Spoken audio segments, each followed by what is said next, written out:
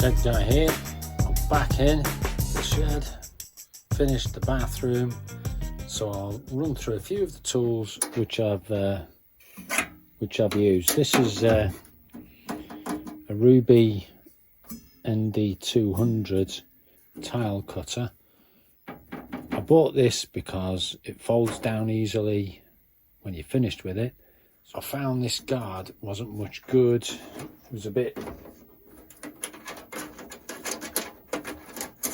fiddly to set, and when you set it, tightened it up and started cutting, it tended to loosen itself off. With the table cutter you can also cut angles, so you can angle the table, but I found the practicality was it was just really difficult to cut straight. I'll show a close-up of this replacement blade, which is a Ruby brand blade, but it was unbelievable. This one only cuts straight lines. For cutting the angle, you have diamonds embedded on both sides. So it's like a turbo pattern of diamonds both sides. That was fabulous. When I was cutting with this, I was using the water trough underneath, so this blade runs in water. That was a pain to get on and off because you can't just slide it underneath. You have to lift the machine and try and slide it, and so water goes everywhere. So that wasn't the best design feature. When I was cutting the difficult to cut areas, I originally had just a standard diamond cutter. Then I went to CTD tiles, Darlow, fantastic. And when I needed to cut an angle, I just cut square with this and then relieved the back with this bad boy. And again, another turbo cut wheel, which is fantastic. When I needed to cut a hole in a tile, so for instance, we put up the big mirror, and the screws it came with it were pathetic. So I found these basin fitting kits were fantastic. By the time this has gone through, with a huge raw plug that goes with it, they're not going to budge. So cut the holes for those. I'd previously used diamond tipped cutters in a drill. They do skate about and they take a lot of pressure, and you're worried about cracking a tile. Alright, so they're okay. But what was better are these cutters that go in the angle grinder. So again, we've got a diamond tipped cutter, and these screw onto the end of the angle grinder. Right. You run these ones wet, but these boys, that's seen a bit of use, that one, hang on. Are filled with a wax, so you run these dry, and as you're using them the wax melts, pushes through, lubricates the diamonds, and by the time the wax has run out, the diamonds knackered. And there's an adapter so you can put it on the drill. But to be fair, on the angle grinder they were that good, I just wouldn't bother. I would use those on the angle grinder. This is my age-old trowel, and I've had it forever. Does great service. But from a simple trowel point of view, it's really handy having the handle that comes off at one end, because when you're using it, you can just hang it off your bucket. CTD sell a lot of this stuff. Marshalltown. That's a grouting float. And the Marshalltown stuff's just really nice to use. When I grouted, I had a proper mixed bucket, which was dead clean because it was white grout. I didn't want to nobble it.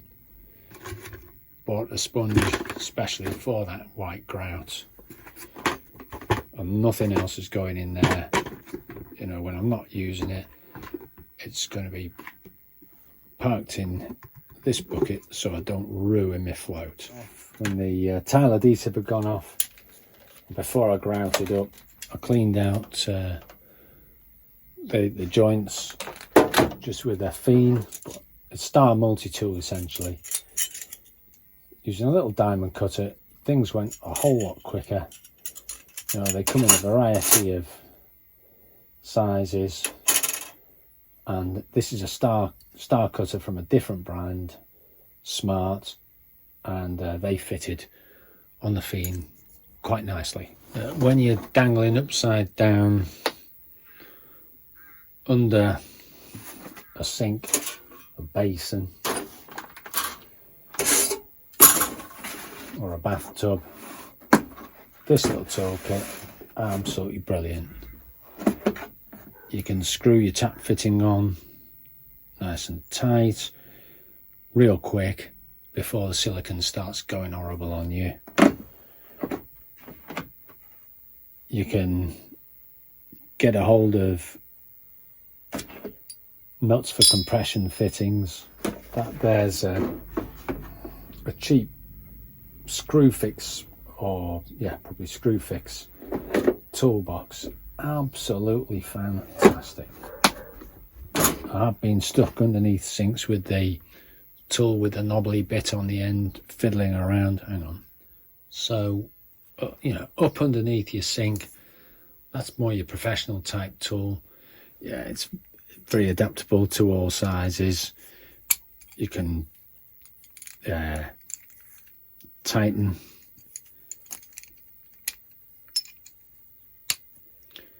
loosen, sort and adjust, and that's a nice tool, that one. But wow, that's a professional's tool, which if you use them a lot, you'd be brilliant with. No joy for me. This donut set really helped me out. While I'm at it, cutting pipes. These are just, I don't know, Rothenberger pipe cutters. They just slip on. There's a little arrow, and they cut real neat. So, you know, a couple of pipe cutters, brilliant. If you get an olive that's stuck on, you've put a fitting on wrong, and you need to get the olive off. Little olive separator, that's 15mm. These are sort of quite handy if you're stuck trying to do the mixer valve type kitchen stuff. Just a set of box spanners, and honestly, cheap as chips, but boy do they get you out of trouble. When I'm underneath, you know, a bath and I'm trying to clean the pipe, I use this abrasive tape. So there you go. So the bathroom's just about nearly finished. Made a couple of covers to go over the bolt holes on that newel post. There's a bit of fiddling around with the old paint brushing and what have you, but we're almost there. So pretty soon I'll be back faffing around in my shed, wasting my time. Thanks very much for watching. Shed Guy gone.